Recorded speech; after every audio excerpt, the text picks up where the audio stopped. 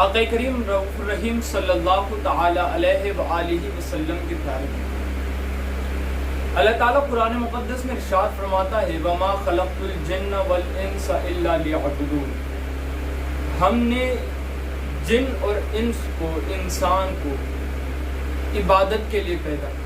کس کی عبادت؟ اللہ کی عبادت۔ آج ہمارے پاس وقت نہیں ہے عبادت کے لیے، آئے میں آپ کو بہترین واقعہ سناتا ہوں۔ آقا کریم علیہ السلام کی پیارے دیوانوں، ایک مالک نے ایک غلام کو خریدنا چاہا تو اس غلام نے مالک کے سامنے 3 شرطیں پیش کی، کہ 3 شرطوں کو مان لو میں آپ کی غلامی میں آ جاؤں۔ مالک نے کہا شرطیں بتائیں۔ کہ پہلی شرط، جب نماز کا وقت ہو جائے تو مجھے روکا نہ جائے بلکہ نماز پہلے ادا کرنے کی جائے۔ دوسری شرط کہ دن میں جو چاہو کام لے لو لیکن رات میں مجھ سے کوئی کام نہ لے۔ اور تیسری اور آخری شرط کہ مجھے ایک ایسا کمرہ دیا جائے جس کمرے میں میرے سوا کوئی اور آ نہ سکے۔ مالک نے تینوں شرطیں قبول کر لی۔ تینوں شرطیں قبول کرنے کے بعد اس کو لے کر گیا اور کہا کمرہ چوز کر لو، کمرہ پسند کر لو، کون سا کمرہ چاہیے۔ تو اس نے بہت اچھے اس کو کمرے دکھائے، لیکن اس غلام نے کمرہ پسند کیا ایک جھوپڑ پٹی سے، ایک کھنڈر ٹائپ اس نے کمرہ پسند کیا۔ مالک نے کہا اتنے اچھے بہترین کمرے میں نے آپ کو دکھائے اور تم اتنا جو ہے تو جھوپڑے ٹائپ، اتنا کھنڈر جیسا کمرہ تم نے پسند کیا، آخر کیا وجہ؟ کہا یہ جو کمرے ہیں یہ تمہارے لیے ہمارے لیے تو بہت بہترین ہے، لیکن یہ کھنڈر جیسا کمرہ اللہ کے ہاں چمن، اللہ کے ہاں باغ ہے اور اس کے باغ میں رہنا پسند کرتا ہوں۔ کوئی اور پسند کرے نہ کرے، میرے لیے یہ کمرہ جنت ہے۔ میرے پیارے آقا علیہ السلام کی پیارے ہو گئی بات۔ اب وہ دن بھر مالک کی خدمت کرتا اور رات بھر خدا کی عبادت کرتا۔ دیکھیں اس نے پہلی شرط کیا رکھا۔ آج کیا ہم جب کہیں پر نوکری کے لیے جاتے ہیں تو کیا ہم یہ شرط رکھتے ہیں؟ ہم شرط رکھیں گے کھانے کے لیے وقت دیا جائے، ہم شرط رکھیں گے آرام کے لیے تھوڑا وقت میسر آ جائے، ہم شرط رکھیں گے پگار وقت پر ملنی چاہیے۔ کیا ہم وہاں پر نماز کا ذکر کرتے ہیں اور پھر جب پوچھا جائے نماز کیوں نہیں پڑھتے ہو تو کہتے ہیں وقت نہیں ملتا۔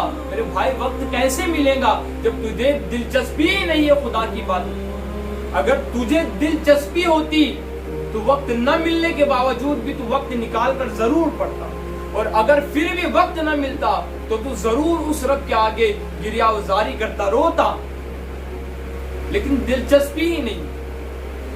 اب ہوا یہ کہ رات کا وقت آیا، وہ شخص عبادت کر رہا تھا، غلام عبادت کر رہا تھا۔ اس کے جو کمرہ تھا اس کمرے میں نور کی کرنیں جگمگا رہی اور وہ سجدے میں تھا اور اس کے سر کے اوپر ایک قندیل معلق تھی جو چمک رہی تھی۔ اچانک سے مالک کا وہاں سے گزر ہوا، مالک کی نظر اس کے کمرے پر پڑی، کمرے پر پڑنی تھی کہ وہ تو حیران ہو گیا، یا اللہ یہ کیا بات ہے۔ اور پھر وہ شخص، وہ غلام سجدے میں اللہ کے ہاں گریہ وزاری کر رہا تھا، رو رہا تھا کہ اے مالک، اے میرے پالنہار حقیقی، اے میرے خدا، میرے مالک کی خدمت مجھ پر واجب ہے۔ میرے مولا اس لیے دن میں تیری عبادت نہیں کر پاتا ہوں، مولا رات پر تیری عبادت کرتا ہوں، لیکن مولا دن کا عذر ہے اس لیے میں تیری عبادت دن کو نہیں کر پاتا۔ مولا اگر یہ عذر نہ ہوتا تو رات و دن میں تیری ہی عبادت کرتا، گریہ وزاری کرتا، تیرے آگے سر کو جھکا دیتا اور تیرے آگے جھکا رہتا۔ مالک عذر ہے، میرے مولا اس عذر کو قبول فرما لے، میرے مولا اس عذر کو قبول فرما لے۔ اللہ کیسا عشق، کیسی دلچسپی عبادت۔ آج وقت ہونے کے بعد بھی عبادت نہیں کرتی۔ ساری رات وہ غلام عبادت کرتا رہا، مالک اس کو دیکھتا رہا۔ دوسرا دن آیا، مالک نے صبح نہ کہا اس کی عورت کو مالک نے سارا ماجرا سنایا۔ دوسری رات میاں بیوی دونوں آ گئے اور دیکھنے لگے وہی نور کی کرنیں چھائی ہے، قندیل معلق ہے اور وہ غلام سجدے میں ہے، اپنے رب کی عبادت کر رہا ہے۔ دونوں میاں بیوی دروازے پر آتے ہیں اور بہت روتے ہیں، رات بھر اس کو عبادت میں دیکھ کر کے غلام کو دونوں میاں بیوی روتے ہیں۔ اور پھر جب صبح ہوتی ہے تو مالک اس سے کہتا ہے کہ اے بندہ خدا، جہاں ہم نے تجھے خدا کے لیے آزاد کر دیا، اب تو رات و دن اللہ کی عبادت، رات و دن خدا کی عبادت میں گزار۔ تو دن میں ہماری وجہ سے عبادت نہیں کر پاتا تھا، اب ہم تجھ کو آزاد کر دیتے ہیں، جا آزاد ہو جا اور تیرے اللہ کی عبادت کر، خدا کی عبادت کر۔ وہ شخص چونکہ سچا عاشق خدا تھا، سچا عابد تھا، وہ کہتا ہے اے صاحب راز، اب راز تو فاش ہو گیا، اب اس راز کے فاش ہونے کے بعد اس شہرت کے اندر میں جینا نہیں چاہتا، اے میرے مولا اب راز تو فاش ہو گیا، اب تو مجھے بھی موت عطا فرما دے۔ اور وہ جیسے ہی یہ دعا کرتا ہے وہ اس دنیا سے کچھ کر جاتا ہے، اس دنیا سے رخصت ہو جاتا ہے۔ آج ہم چاہتے ہیں کہ ہماری جھوٹی شہرت ہو، آج ہم چاہتے ہیں کہ ہم تھوڑی سی سخاوت کر کے پورے محلے کے اندر سخی کہلائے، ہم آج چاہتے ہیں ہم حاجی کہلائے، نمازی کہلائے، ہم شہرت چاہتے ہیں اپنی۔ لیکن اللہ والوں کی شان یہ ہوا کرتی تھی کہ وہ اپنے رازوں کو چھپایا کرتے تھے، عبادت کرتے تھے، اس عبادت کو چھپا کر کے رکھتے تھے، اور پھر جب وہ عبادت لوگوں پر کھل جاتی تھی تو پھر وہ رہتے ہی نہیں، وہ اس دنیا سے ہی چلے جاتے تھے۔